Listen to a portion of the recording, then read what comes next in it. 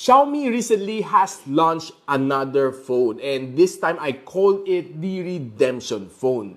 And here, hawak na natin the Redmi Note 11 Pro Plus 5G.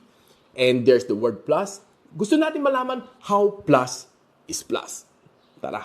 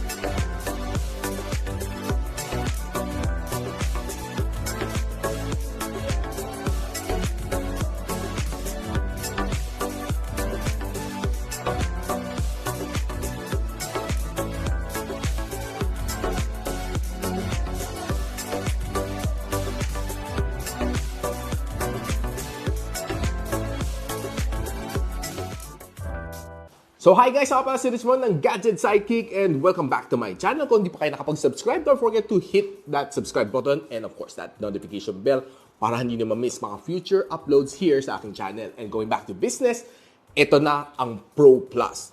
I know na ang dami sa inyo medyo nadismaya nung naglabas si Redmi Note 11 Pro 5G. And the performance for me is good naman, though ako nadismaya ako kasi wala siyang 4K recording, which is present in its predecessor, the Note 10 Pro, na hinahanap-hanap ko. And definitely, it's, for me, let's just admit, it's a bit of a deal breaker for me. But the performance is good, battery performance is good, yung camera nga lang talaga, medyo sumablay. Now, itong bagong nilabas na Pro Plus is a beef-up version. It has the Dimensity 9205G 6nm chip from MediaTek. It's a better, of course, compared to the other one, si Pro, na Snapdragon 695. 5G din siya, 6nm din siya, but the performance, medyo mas mahina as compared to this one. Mas workhorse nga lang talaga to. If you're asking me how powerful is powerful, 430 ang kanyang score dito sa AnTuTu benchmark, which is a lot better compared to si Snapdragon 695. And pagdating sa multitasking, for me, everything's okay. I feel na parang mas mabilis siya dito, pag loading ng app as compared kay 695. No? There's a bit of a difference, though hindi kapansin-pansin. For me, as a reviewer, pagbukas ng app, and of course, pag-boot up ng phone, it matters. Makikita natin kung how fast it was. And comparing the two, since na-review ko siya last month, as compared to this one, mas mabilis ang boot up nito, mas mabilis ang mag-load ang apps nito sa Dimensity 920. Probably the only thing na magiging problem mo is budget. 17,990 si Note 11 Pro. Ito, si Pro Plus would cost you around 21,000 something pag binili nito. Is it worth it? Well, alamin natin, talakayin muna natin as we dig further. I-share ko yung experience ko nito. No? If your 21,000 is worth it, bumili na itong Pro Plus. I know it's a bit hefty for Note series. It used to be 13,000 something and pataas na pataas ang presyo. Of course, alam naman natin, everything has increased. Crudo, bakal, lahat ng components dito sa loob has increased. Ang sweldo lang hindi tumataas. Diba? And using this phone for 3 weeks here on my channel. Talagang ginamit ko siya thoroughly before I made this video possible. So, in terms of multitasking, in terms of loading every single apps, in terms of gaming, in terms of at least simple video editing, browsing the social media, taking some photos, lahat tinry natin dito sa phone na ito. And I'm ready to share to you ang mga experience ko dito, no? So let's start with browsing sa social media. Now, itong screen na ito is 6.67-inch Super AMOLED display, HDR10, and of course, 1,200 nits ang kada max brightness. Same na same siya sa Note 11 Pro, and it's also Corning Gorilla Glass 5 protected, and also Corning Gorilla Glass sa likod. Now, viewing experience for me, pagdating sa social media, mapa, Facebook, TikTok, or, well, other app like Twitter, Instagram, okay naman sila. Bilis mag-load, 120Hz ang kanyang screen refresh rate, also the same kay Pro. Definitely, it's a breeze, no? I mean, very smooth sa mata. Enjoy naman ako dito while I'm using it. Very smooth and on every scroll, as long as hindi mabagal ang internet, load agad lahat. And watching video dito sa phone na ito is pretty smooth. AMOLED display, black is blacker, and punchy yung mga colors dito. So I was able to watch some videos. And by the way guys, level 1 ang kanyang wideband security dito. So pwede ka manood ng HD sa Netflix. Well, like I said, watching videos here is pretty smooth. I love the way ang mga display dito sa phone na ito. And grabe, the colors are punchy. I was able to watch mga dark movies. I was able to watch mga animes, basketball. Okay naman siya dito. And by the way, itong phone na ito has 2 speakers. Isa sa ilalim, isa sa taas. It's being tuned by JBL. So gusto natin pakinggan kung gaano kalakas nga ba itong sounds niya. Is it okay? For me, experience ko is okay. But of course, gusto ko rin ma-experience yun. Kahit papaano dito sa video ko. I gotta get me a bag, steady type of cash on my bro on that same shit. No, I don't fuck with no lame bitch. Can't even fuck on the same shit. I heard your shit in the swag, that shit is so sad, put in work at that basement. I charge you double that payment. Look, boy, I'm not one you can play with. Watch out, everyone come for that ride out. Yeah, say watch out we came at that dog. I can say yung sound is a bit better. Mas maganda siya pakinggan. Maybe it's because tuned by JBL. Both si Pro and si Pro Plus is stereo speakers, but this one is tuned by JBL. I feel na parang mas maganda ang tunog niya as compared dun sa isa. Now, pagdating naman sa gaming, nilaro naman natin ang Call of Duty Mobile and Asphalt 9. Sa Call of Duty Mobile, I was able to play the game. Sobrang smooth ang kanyang graphics. Not to the point na kasing ganda niya ng mga flagship like the Snapdragon 8 Gen 1. But for me, okay siya. It's given me a very smooth experience, immersive ang kanyang sounds, and the gameplay was nice. Yung kanyang screen, it was very responsive on every single touch, lalo na sa, sa gitna, sa init ng laban. You want to win as much as possible. And this one can get you winning and long streaks. And I was able to play this one siguro mga 2 oras bago ko nang stop. Though it's a little bit hot sa likod, let's just admit it. But hindi naman siya sobrang nakakapasok. Okay lang naman ang init. Lahat naman ng phones umiinit pag naglalaro ka or nag-charging kayo. But this one is no exception. Maybe you can use a cooler para medyo lumamig ang likod. But siguro kung naglaro ka lang siguro mga 30 minutes lang, hindi siya ganun kainit. But 2 oras na dere-dere sa bakbakan, medyo mainit. The gameplay was nice. The experience was nice. And if you're not satisfied sa sounds, you can always plug in your favorite headphones dito kasi meron pa siyang 3.5mm audio jack. Sa Asphalt 9, enjoy ako dito sa racing game na ito. And it gave me a very nice experience. Of course, turning left, turning right.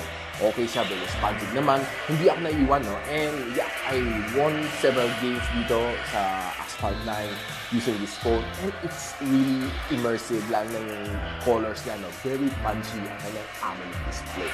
Now, sa every phone, there is imperfection. No one's perfect.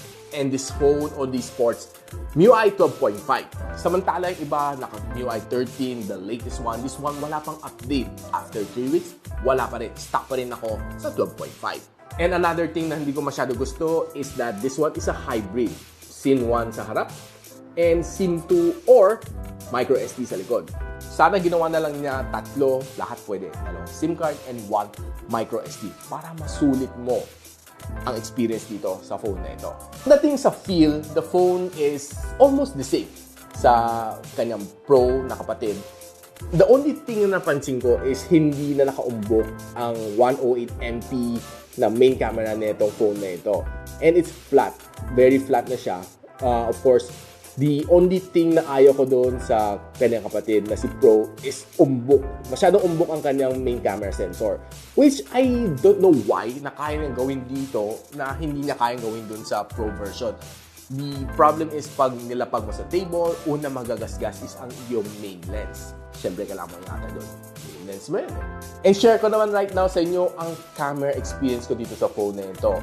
The main sensor is a 108MP aperture 1.9, 8MP na ultra-wide lens, 2MP na macro lens, and of course sa harap meron siyang 16MP na front shooter. Configuration is exactly the same sa kanyang Pro na kapatid except one thing, video recording. This one can record up to 4K 30fps sa rear and 1080p 60fps sa harap, which hindi kaya ni Pro.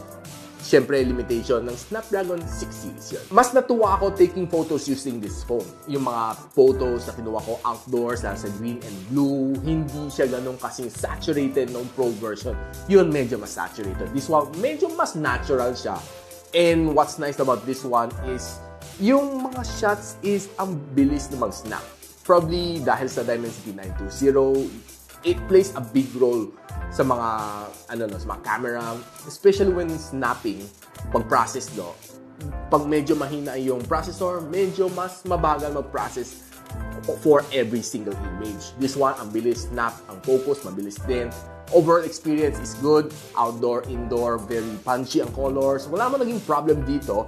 Kahit sa low light, okay, performer siya. Now, talking about selfie camera dito, almost the same naman siya. I didn't feel too much difference dito sa Pro and Pro Plus, except yung rear, talaga makifeel mo yung difference nilang dalawa. And overall, the bokeh shots here is as good as the Pro version.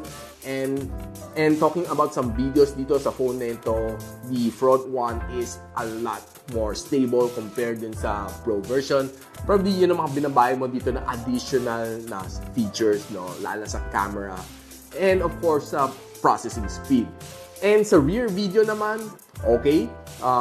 Tinry ko naman siya mag-record ng 4K, Medyo wala siyang stabilization, medyo matagtag konti. Kung nilower mo naman sa 1080p, okay siya. Or pwede mo naman gamitin ng 4K plus a phone gimbal like this one, the Hohem X2, na i-review natin pretty soon here sa aking studio, which I got from JG Superstore. Abangan yan. Now, one thing na napansin ko dito sa phone na ito is that the battery is smaller compared kay Pro. Si Pro, 5,000. Ito, 4,500. Pero ang kanyang charging speed is doble. 120 watts ang kanyang fast charging dito. Grabe ang bilis. So, dinay natin ang battery down to 1%. Chinarge ko, pabalik na 100 using the default cable, default charger. 29 minutes.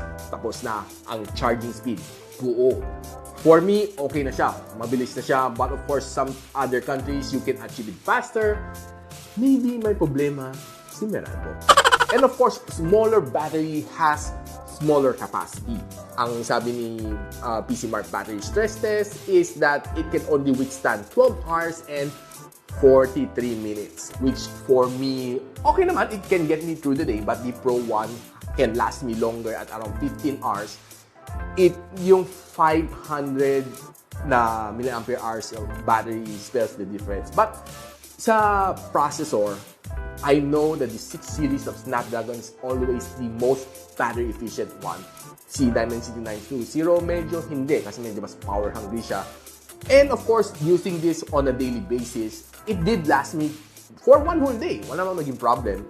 And as far as I'm concerned dito sa phone na ito, nag-start ako 8 in the morning, nagtapos ako roughly mga 7 in the evening. Medyo okay pa, may battery pa ako around mga 27% na natira pa dito sa phone ko on a daily normal usage. Guys, I know na ang reklamo nyo this time around is not the specs, but the price. Is the 21,000 plus worth it? Well, for me, ang laki naman ng in-improve naman nito.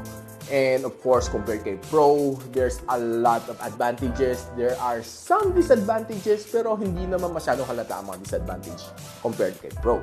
And would I recommend this phone as a daily driver in terms of performance? Yes, of course. But yung price, medyo doon ako nagkaalangan. But if this phone siguro naglalaro around 19 something, maybe it would be good. But nasa 21 something, maybe pwede kayo mag-abang ng mga sale sa Shopee, sa Lazada. I'll be posting on the link below para makita nyo, no? But overall, panalo naman ka ng performance. Hands down, camera, gaming, browsing, everything's okay dito. Lalo na kanyang, kanyang screen, okay na okay. And the best of all, 4K video recording. Andito na rin siya. And so guys, kung nagustuhan yung video ko today, don't forget to give me a thumbs up and of course, click yung bell icon para hindi naman miss sa mga future videos here sa aking channel. And by the way, kung gusto nyo mag-keep watching, I'll be posting some of the other videos that I've uploaded here on my channel. Continue watching. And siya nga pala, ako si Richmond ng Gadget Sidekick and I'll see you on the next video. What's up?